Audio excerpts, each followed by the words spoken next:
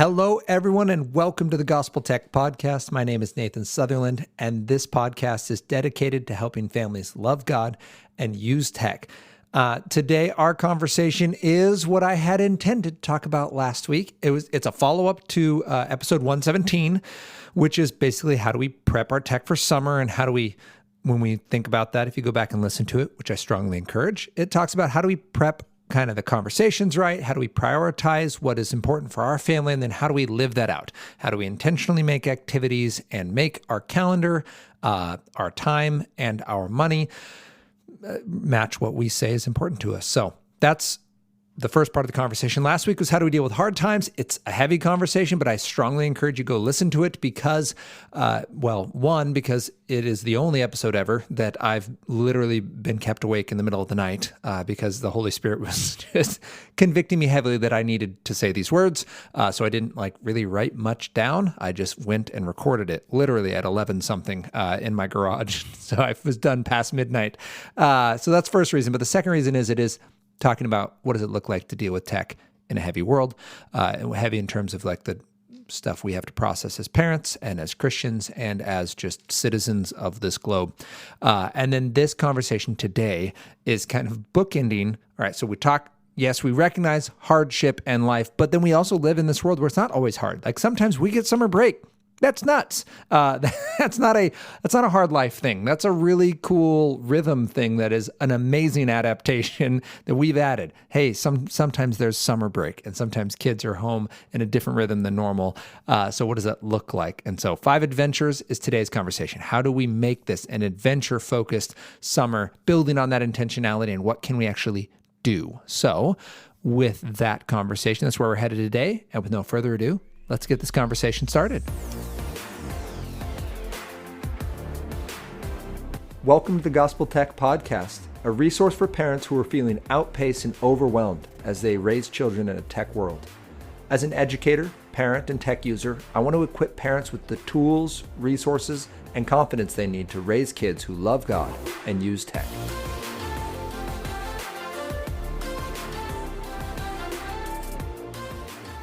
Thank you to everyone who has helped make this podcast possible.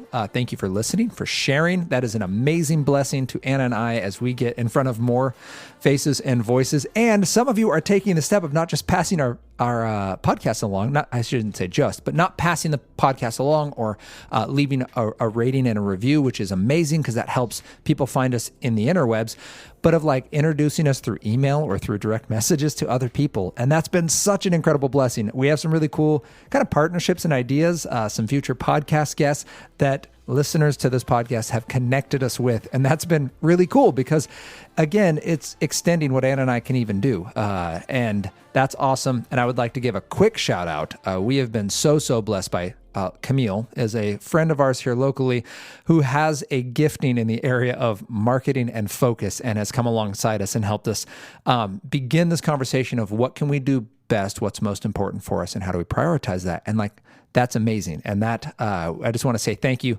So obviously shout out to the individual I just gave credit to. Thank you, Camille, for your gifts, but to all of you who come alongside us and give your gifts. Sometimes your gift is the time it takes to listen to this. That's a gift to us because we're making this and it's such a blessing to have people listen. Sometimes it's the gift of knowing your community and seeing a need and bringing our name up, sharing us with your church or school, or even being the person, the booster who goes out and says, this person has a resource. We'd like to bless our community with it. So thank you all for doing what the Lord puts on your heart and what you can in helping us move this ministry out to more people, because that's incredible. So today's conversation then is 5 adventures to have this summer. We talked again last week about how do we prep and prioritize, plan and play. This week, we are going to be talking about some specifics. So this was inspired, again, instead of the more heavier, longer one, this was inspired by just this morning. We had Memorial Day, where we are talking to our kiddos about what is Memorial Day, and the kids at school had read Flanders Field, and Henry has this amazingly sweet heart. Our 6-year-old has this amazingly sweet heart. He wanted to make a painting last night, and he drew poppies or colored poppies. And if you guys guys are familiar with the poem Flanders Field, it's delightful, but it's effectively talking about this battle that took place and these poppies that are growing in Flanders Field, because poppies are what come up when you till the soil. So that's the kind of that's where the wildflower will occur. So if you have a field of poppies, it's because a lot of soil was tilled, and in this case, it was tilled to bury people. And so it's this Memorial Day kind of.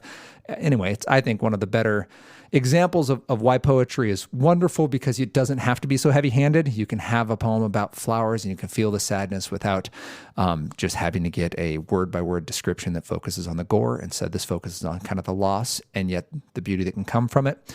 So go read that poem. And Henry was like, I want to paint a picture, right? So he's very sweet. And in this process of Memorial Day, we went out with one of my sisters and had this lovely walk. We live in the Northwest. It finally wasn't raining. So right now our standard for a good day is 55 and cloudy.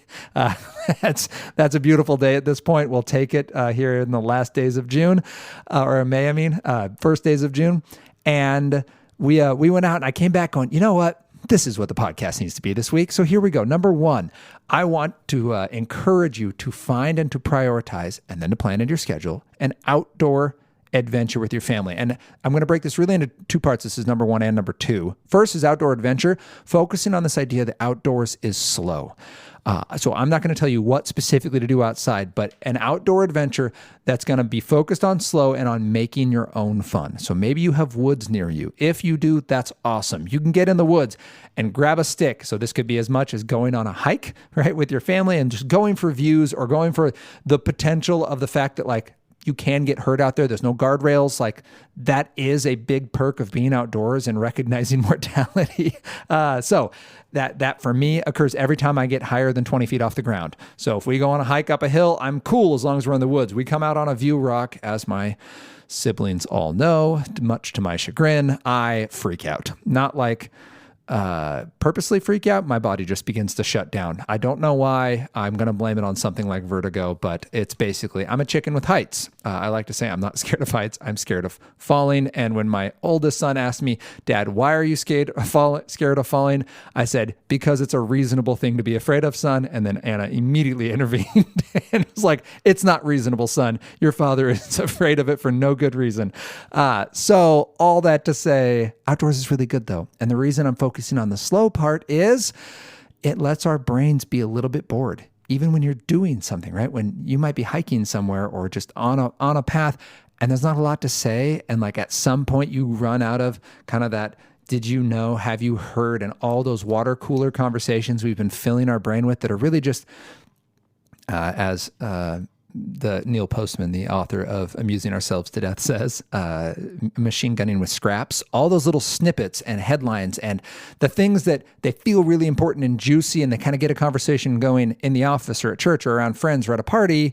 But out in nature, like, it's just not enough to really make things keep rolling. And at some point, you either have to be quiet or you have to get down to a more real conversation that doesn't have easy answers and doesn't have quick snippets. At some point, you have to just start processing, like, well, I don't really know what to make of this, and I don't know how to handle that, and I haven't really thought of it that way.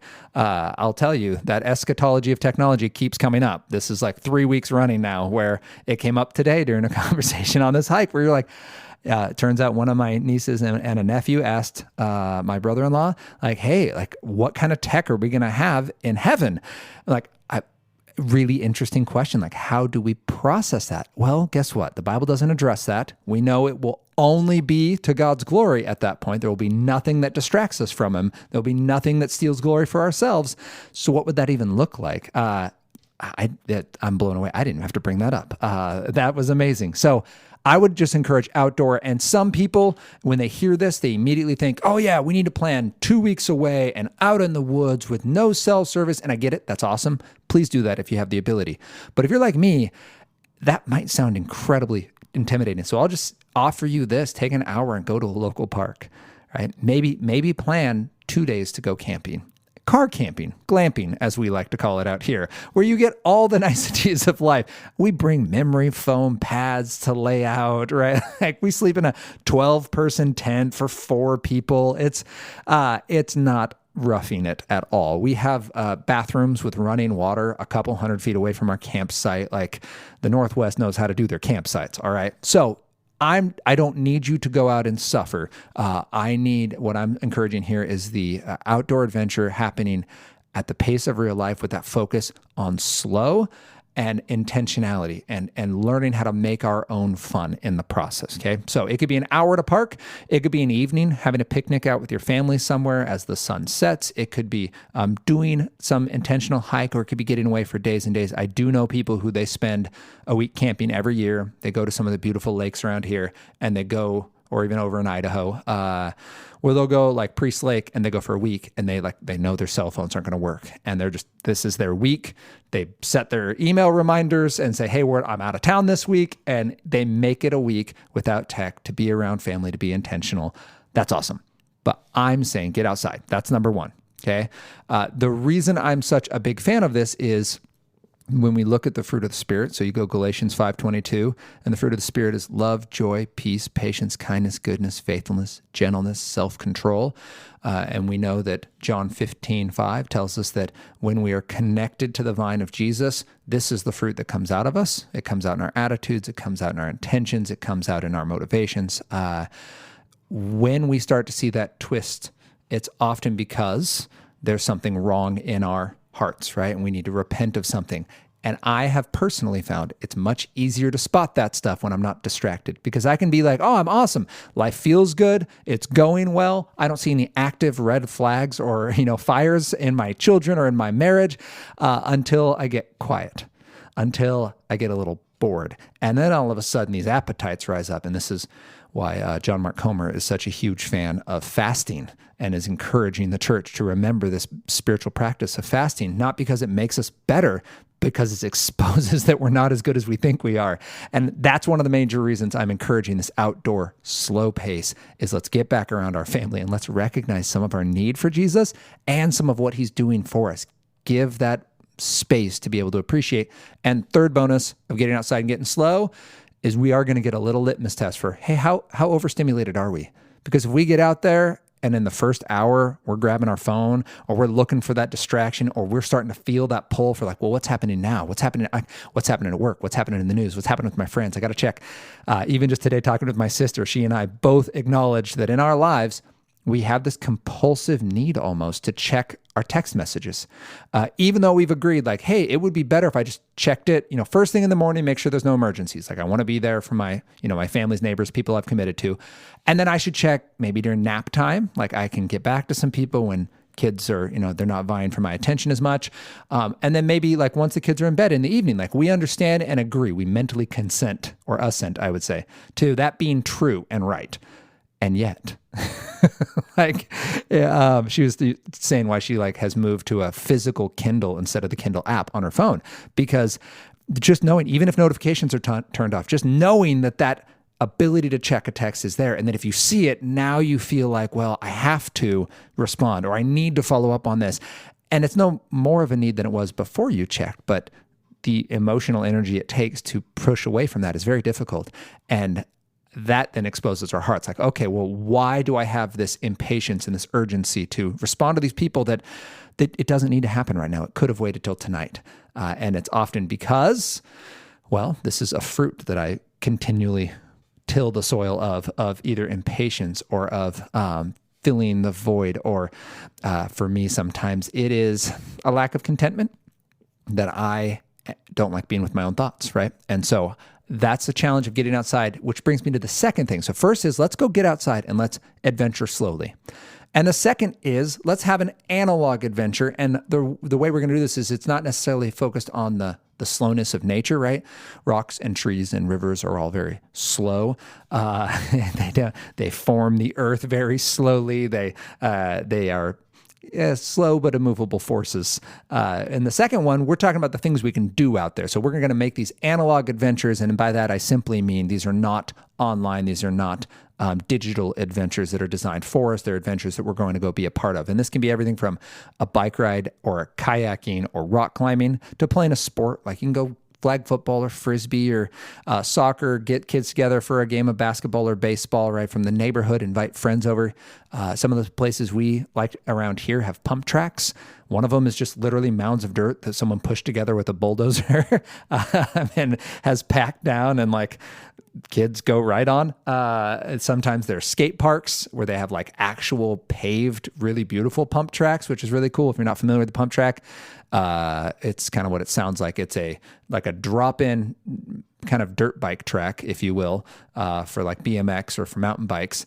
And if you can pump your bike up and over these little hills, you keep momentum and can turn these really sharp banks, and you can basically get through the entire thing without pedaling, because you're learning how to carry your momentum and how to flow with the course. So it's a really cool mountain bike like training exercise, but it's actually harder than it looks. And little kids can do it on everything from a Strider bike or a scooter to a full-blown, fully suspended mountain bike with a helmet and the whole, like a face helmet and the whole thing. And there's like competitions for it around here. So anyway, that kind of stuff, paintball, airsoft, as simple as even if it's raining, like it's been out here, like we have indoor trampoline places where you can go, and they have really cool, I mean, all unwired, if you will. There's no screens involved, just play areas where they have foam pits and everything that like Chuck E. Cheese was, but now made for the 2022 crowd of young people. And even just like get out and go swimming, or teach your kids how to swim if they don't. So these, when I bring these up, it doesn't have to be go break a sweat kind of stuff. This could be like what I mentioned with Henry, where he just wanted to paint. Anything where we are doing an adventure, meaning we're making our own fun and we are trying something new, learn to play an instrument, etc. And it's going to be happening at the pace of our own brain, where we are the ones driving this conversation forward. We're the ones trying and failing, and we're the ones enjoying that process together, because it's not about we got to the top fastest, or we did this thing no one else has ever done, or this is going to look really good on Instagram. It's purely for us to experience together. So if we're going to adventure outside, we're going to then make our analog adventures, pick something that interests us, maybe get 5 options, and have the kids help you select what's our priority on these 5 options, and we'll do them in order as often as we can throughout the summer. And then when it comes to analog adventures, I would be remiss if I did not throw in board games on this. So the third thing we're going to do is play a game together. You can play any kind of game. This specific example is a non-screen game. So again, this could be tag or anything you want to do outside. But I'm going to focus specifically on board games, and I'm going to do it for 4 reasons. The first is the pacing. I love that board games are slow. It's almost impossible to get overstimulated playing a board game. And when I say overstimulated, Dr. Christakis from the Seattle Children's Hospital up here in Washington State teams up with the University of Washington, and his research on what overstimulation does to a young brain is incredible. But the premise of it being lots of flashing lights, lots of audio input, lots of new inputs that you're having to react to very rapidly, change the way your brain reacts and change the way your brain acts towards real life. So this would be, just if we're talking shows, the comparison from adults, I'll use an example that he uses that makes sense to us. Powderpuff Girls, if you remember them from the 1990s, a show that was so rapid that they had seizure warnings at the beginning, versus Mr. Rogers.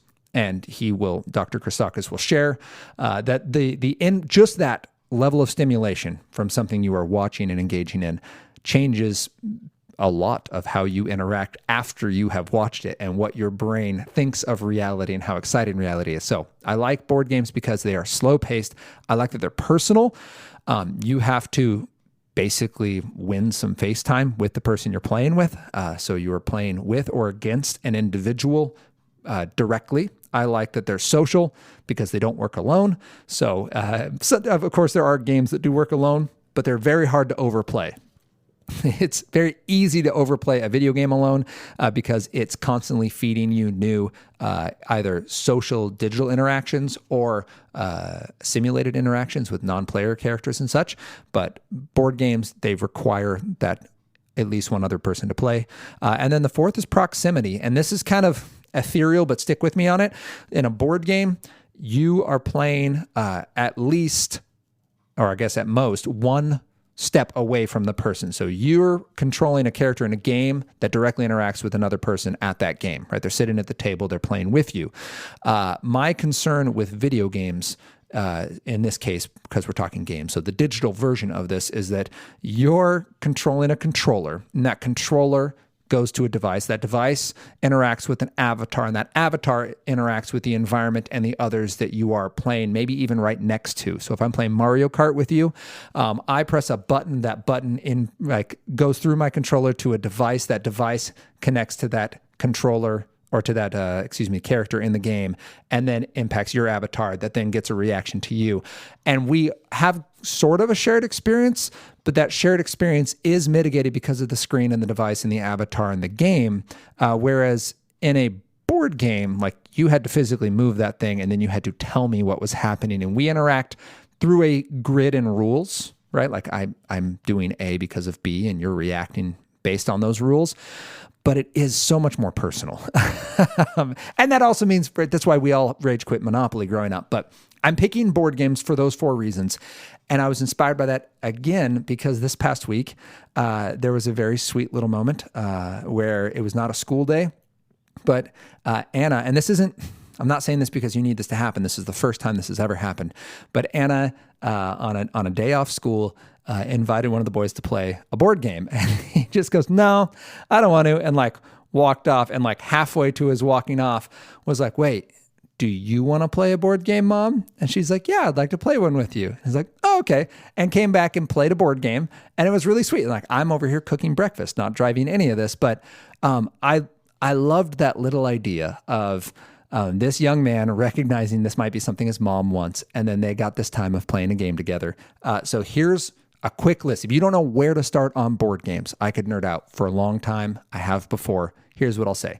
If you have a 5 to 8 year old, some great games that we have personally played and really enjoy for 5 to 8 is Sleeping Queens. Sleeping Queens is, if you've played Uno or games like that, you'll recognize the general gameplay. But you're basically trying to wake up these queens and get 4 of them or 40 or more points. And it's very simple. It was created by 6 and 8-year-old sisters. It's a very sweet little game. Outfoxed, which is kind of like Clue for little kids. You're trying to catch a fox who stole a pie. And Henry today was like, wait a minute, why do we care so much that this fox stole a pie? We can just get a new pie. Well, because they didn't want to say that the fox ate one of the chickens. That's why. But Outfoxed is sweet. It's a little detective game where you're rolling dice and trying to find the fox before he skips town, or she skips town. There are female foxes in this game. And then we got this as a gift, but Labyrinth has been a very fun game where basically you move forest paths to connect these paths so that your characters can get out. And you're doing that simultaneously. So each player on their turn will twist or move a path, and that will help them and maybe not help you. We get the Pokemon version from a friend. That was great. But there's Mario versions and all sorts of themed versions that you can go after. But for 5 to 8 year olds, that's a great start, is one of those. For 8 to 10, we really like these 3. We really enjoy Sushi Go, which is a 15-minute play where you're trying to build the best sushi combo. We like Carcassonne, where you're building a French farm town land in medieval times around the French town of Carcassonne. And you can actually, it's cooperative-ish, so you help each other on where to place it, and it's big focus on you're going to help someone make a good decision and give them input on what would be best. So that's Carcassonne. And then Clank. So Clank is a game based on, it's kind of general fantasy theory, but there's a dragon. The dragon has tons of treasure, and you're going in. So it's kind of like The Hobbit. You're going to go in and try to steal this treasure and make it out. You never fight the dragon. Your goal is just to make it out alive. And it's simple enough, but fun. So that's, I'd say 8 to 10, but the boys at 6 and 8 can play it, and they do fine. 11 to 12, I picked a really thin window here because then I'll do a 13 plus. So kind of this is the 11 to maybe 13 age range, but Wingspan, which is where you're building your own bird sanctuary. Beautiful little cards that are watercolored and have fun little facts on them. And it's got a little more pieces than your average game. So that's why I would encourage the 11 to 13-ish. But it's a gorgeous game, doesn't involve killing anyone. So that's a fun one to be able to suggest to people, because oftentimes my sons gravitate towards games that involve combat and world domination. Kingsburg, doesn't exactly have to do with killing anyone, but you're building a town up to impress the king so that you can win his favor. And that's, you roll dice and place them on different officials that will help you do that. And then Dixit, Dixit. Dixit is an awesome game because it's all about storytelling. I think I've mentioned this one before, but I would flip through them. There's, I think, 5 different expansions, or like a base game and 4 expansions now. Just flip through the cards because there's a couple, depending on your child and how sensitive they are, there's a couple that are whimsical but can be a little scary. And I'm talking like 2 out of 50 cards might be just a little bit on that end. So do flip through them and make sure you know what's in there. But basically you pick it and you say a word or a phrase. So you might be like, it takes one to know one. And then everyone picks a card they think matches that. You all put them face down in the middle, mix them up, and then flip them over. And everyone places their token on what they believe the best card for it takes one to know one would be. Now, you might hear a theme here, right? These are all interactive. These are all going to be appropriate for our Philippians 4:8 that we're trying to model for our children. If at any point you feel like this steps across a line for what you expect for your family, have that conversation with them and don't pick it. That's great. Or have a conversation with your spouse or whoever's helping you pick these games. These are games that we have personally enjoyed, that we've vetted, and that we believe fit our family standards. Again, maybe dragons and fantasy stuff is too far for your fam or steps too close to something you've gotten into and you're not comfortable bringing in. I've spoken to friends who are like that, and I understand that. Anyway, we can have a conversation if you believe it's a no-go ever, but I just wanted to say that I hope you're hearing that these games, they still inspire fun, and they have problem solving, and some of them are interactive, cooperative, and some of them are competitive, and that's okay too, because we're all agreeing at the beginning that that's what we're going to do. So we're not just winning over the will of others. In fact, we're agreeing that someone is going to win this game, and that's okay. We agree to do that, right? As we do with any other sport or competition. So the last set here is just the 13 plus. This can be a tough age group because, as soon as we get teenagers, they kind of get too cool for school. They get too cool for their parents. They don't want to hang out sometimes. And we'll get to that again here at the end of my 5 adventure encouragements for the summer. But here's 3 games I found work really well with this age group. The first is called Super Fight. And Super Fight is a very silly game. You've got to be wearing your junior high hat when you win this or play this. We did this at Board Game Club in middle school when I was running it. But you basically flip a card and it gives you some kind of a noun. So it might be a werewolf. It might be Chuck Norris. It might be a panda bear. And then you flip 1 or 2 kind of descriptor cards and it'll be like made out of Jell-O or 100 feet tall. And then you have to go around the circle. You start in pairs and you basically have a tournament of champions as though these characters were fighting. So would 100-foot tall Chuck Norris beat, Jell-O Panda Bear? And you'd have to argue why you believe you'd win, and then the group gets to vote on it. So it works. This is a good party game. It's very silly, lots of shouting and back and forths. But Super Fight can be a lot of fun, especially if you have a young person who loves to buck the rules, because the rules are meant to be bucked in this one. There is no singular way to determine who's going to win, and who love to argue. That I've found middle school is right in that sweet spot where they want to fight about everything. This is built for that. So Super Fight is this very fun game for that. Codenames is the second, which is a clue game where you're giving one-word clues to try to get your team members to pick the right card out of the lineup in front of you. And the premise is you're spies, and so you're trying to pick your teams and not the other teams. And then I'll go with Anomia. Anomia, that's Anomia. Anomia. Anomia is a name game. That's not very descriptive at all.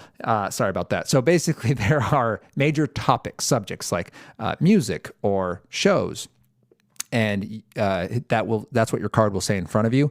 And there's a symbol on it, like a circle or a square. And if someone else with a circle or a square that matches your card flips their card over, you have to guess something from their card. So if theirs says famous musician and yours says show, you have to say the famous musician on their card. they have to say a show from your card. I may have just butchered that. Watch a YouTube video on the descriptions for how to play, or just read the rules. It'll explain it. But what my encouragement here is to play a game together. So we're having fun together. I said board games because of the pacing, they're personal, they're social, and the proximity to the individual, that the game just simply puts you in closer competition to one another. And I love that. And that's my list of games. I'll throw those in the show notes so that you can see those without having to go write them down individually. But I did want to walk through why each one steps up, because the reading complexity and the rule complexity and the level of competition often changes as we get older, making them fun, but not so much if they're young kids. 4 is make a meal. You're going to be doing this anyway, so I think this is an easy win. Again, it can be super intimidating. So one Anna and I have used is we just set aside a budget for summer and spent $24 on a singular radish order. Radish, R-A-D-D-I-S-H, like rad dish, is a young person cooking subscription, and it is $24. They'll send you, usually it's 3 meals in a cool little envelope the kid gets to open, and they usually send you some kind of cooking utensil like a whisk or a spatula or something like that. And again, I won't even argue that it's a good value on that side. That's just for ease. We didn't want to have to think of it. We're intimidated of trying to find a children's cookbook and then find something out of that our family will like. We found that these always have a win in them for our family. So you can check out their website. They'll show you what last month's was, and you can decide if you like it. It's just radish.com, and they're not a sponsor. They're just a product that we like and have used, especially during COVID and homeschool. We use this as a regular part of let's work on fractions through cooking. But making a meal together is an easy win with our kids. You can just focus on making dessert, maybe make cookies together or something. But being able to do that together is a wonderful way for you to have an analog adventure with your kids. You're not watching TV at the same time. You're not distracted by other things. If you want to play some music and do that, that's cool. I've found that cooking with my children can be stressful enough, and I don't need another stimulus. But whatever that is for your family, make it a cooking dance party. That's awesome. Do it. But the point is you're getting that time together, and you're spending time making the food and having your children be a part of it. And Hadley, if she sees cooking happen, she just shouts apple pie and then jumps up to the counter now, because apparently when I put on an apron, it means Dad's making an apple pie, which, speaking of which, I've got apples waiting for me, so there will be an and a pie crust already made. So maybe she's not far off. Maybe I do make more pies than I think. But the idea here not being be the world's best chef or show your kids secret magic of being, an absolute savant in this area. The point is making time to have the inconvenience of a kid in the kitchen, because it's an amazing opportunity for them to learn and grow with you, for them to experience some of that themselves. So certainly there's some life skills here, but to just be together, because cooking meals should be more than simply fueling our bodies to survive another day. We are blessed with the opportunity to actually enjoy the process and to have ingredients available to us and to be able to explore an area that we may not be great at. So let's try this with our children and have an excuse to be bad at it, because we're trying something new and we're doing it with our kids. So we don't have to be the pro in it. We can just be another person learning alongside our children. So enjoying a meal together. Maybe you have some suggestions. I would love to hear what you guys do for cooking together. If you've experienced success or find books and resources that are helpful for you, please send those my way. Nathan@gospeltech.net or at LoveGodUseTech on Facebook and Instagram. We always love, Anna and I always love learning from you guys and all the amazing ideas and creativity that you have and apply in your own families, which brings us to the 5th. And I want to just make sure we recognize we have 5 adventures, and the first 4 are we're going to adventure outside because it's slow, and we're going to make analog adventures that line up with the gifts and the passions our kids have and that are out there with us making our own fun. We're going to play board games together for all the reasons I already listed, and we're going to make a meal together. The 5th thing that we can do together is use our tech together, because we recognize our kids are growing and they're entering this tech world, and we want to be with them in the process. So I will add this caveat that if you don't have tech in your life right now, don't add it just to be able to do this. But there are families who are like, yeah, but my kid loves their phone or loves their social media or loves their video games or loves movies and shows. How about that kid? I don't want my kid just to think that fun only exists outside of their technology. We want to acknowledge technology can be really fun, right? We don't want to All right, I'll say it this way. We don't want our child to begin to believe the lie that because tech can be so engaging, that's where the most fun should always be had. Because often tech is asking something from us. Usually it's our time. Sometimes it's our focus that we need to come back to it more, and often it involves our money. So we want to recognize that tech often has, especially drool tech, has a secondary purpose for providing us this opportunity to engage it. But if our kid is into tech, they want to play that game, they want to do that show, we go with the 3 questions. First, we ask them, right? Hey, what do you like about this? And have them explain it to us. Have them talk about it. Let's engage them where they're at and make that. It could be as simple as you're out on a walk, as you're making that meal together, as you're doing something else, we can get them talking about it. If passes a Philippians 4:8 test, if it passes a Galatians 5:22, if you can look at your child and do a reset, and you can look at their relationships and responsibilities, their emotions, sleep, enjoyment, and time, and say, yeah, tech improves all of these areas for my child. They're amazing. They're crushing it, right? Like, this is not a problem. Then what we're doing, instead of removing tech, we're going to go in there with them, because this is where they're spending their time and where they're meeting friends and where they're engaging technology and learning new information. And we want to be there. So we're going to ask them about it. The second thing we're going to do is ask them to show us. Just, hey, could you show me how that works? Hey, could you show me who that character is? Hey, I've heard you talk about this episode of that show you like. Would you show me it? And watch it with them, which, by the way, will give you more questions, because there's a really good chance you don't know everything. And you're going to be able to process in that and ask some important questions and pray into that. And then the third would be, can I do this with you? Can we do this together? Can I play that game? Can we watch that show? Can I do that dance? Because let's be serious, if we're allowing our children to do this stuff and we're not willing to engage it, maybe there's another conversation that needs to happen. Maybe we've just been avoiding something, and it's going to be a hard conversation. We just don't want to have it. But as soon as we put our skin in the game, we get to recognize a little bit more. And there's a really good chance, often, that it's just different and it's not bad. It's just another way to have fun. It's a different type of fun than we enjoy having. Like, many of us would never record ourselves dancing on purpose and then send it to strangers, but that doesn't make it inherently bad, depending on the dance, depending what you're wearing, depending how you moved, right? Like, there's a lot of other conversations that we get to have with our children there, but that would be my encouragement. Let's use this tech together, because it's where our kids are going. It's what they're doing. So don't add tech just so you can use it with them. And in fact, some of us, when we check our resets, go, oh, shoot, like, all I do is engage my child through a controller, through a device, through an avatar, back through that controller, back to my child. And we're kind of playing at the same time, but we're not playing together, if that makes sense. Or we're not actually conversing or growing together. We're just watching a show together. And while we enjoyed that experience, that's all we've got. And maybe we need to do something actively together and intentionally together. So these are the 5 adventures that I'm going to encourage you to try this summer. To, as you look forward to your summer, pick a priority. Say, here's our family's priorities for what we're going to do.